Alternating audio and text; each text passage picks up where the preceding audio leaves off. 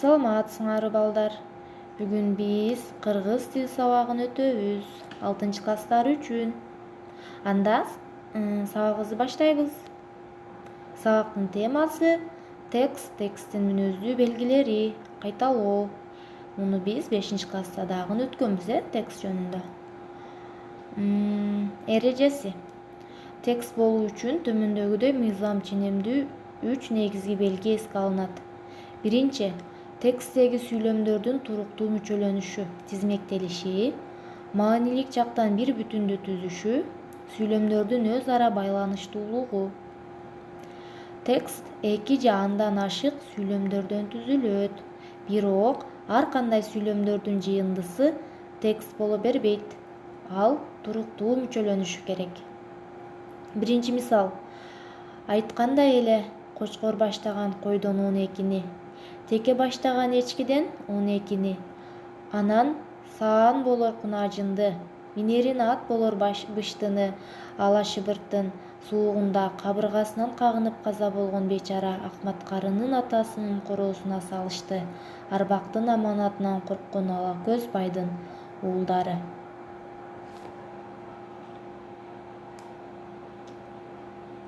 Балдар, байкасаңар, бул сүйлөмдөр бүткөн ойду билдирген кеп чыгармасы сүйлөм, бирок текст эмес.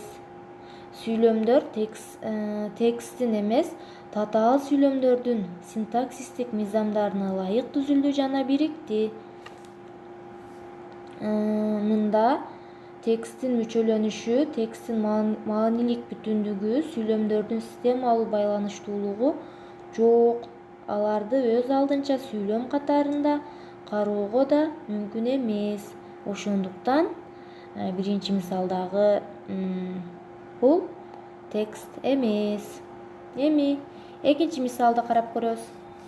Атам үйгө турбайт, кайда барганын, эмне кылып жүргөнүн айтпайт.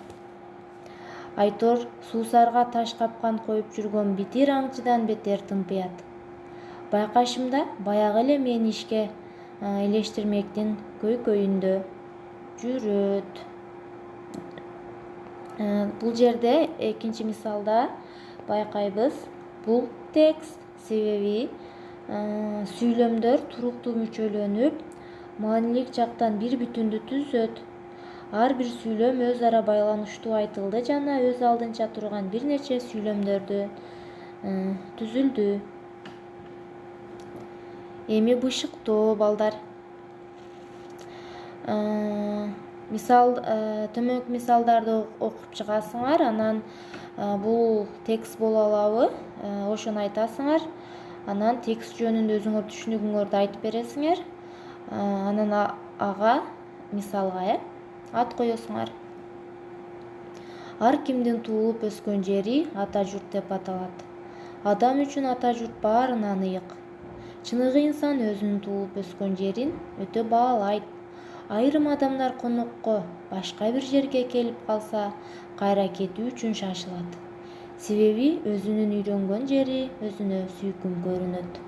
Силер да текст окуп чыктыңарбы? Окуп чыгып, ушуга ат коебуз. Кандай ат койсок болот, мисалы? Өзүңөр ат коюп, бул текст боло алабы, боло албайбы? Айтып бересиңер, Эми тапшырма. Китебиңердеги 30-күнүгү өзүңөр каалаган темада текст түзүп жазасыңар. Анан маанилик жактан кандай байланышканын айтып бересиңер. Ошол тапшырма, эгерде түшүнбөсөңөр, сөзсүз түрдө сурагыла. Анда эмесе, балдар, баарыңарга чоң рахмат. Көңүл бурганыңар үчүн дагы чоң рахмат.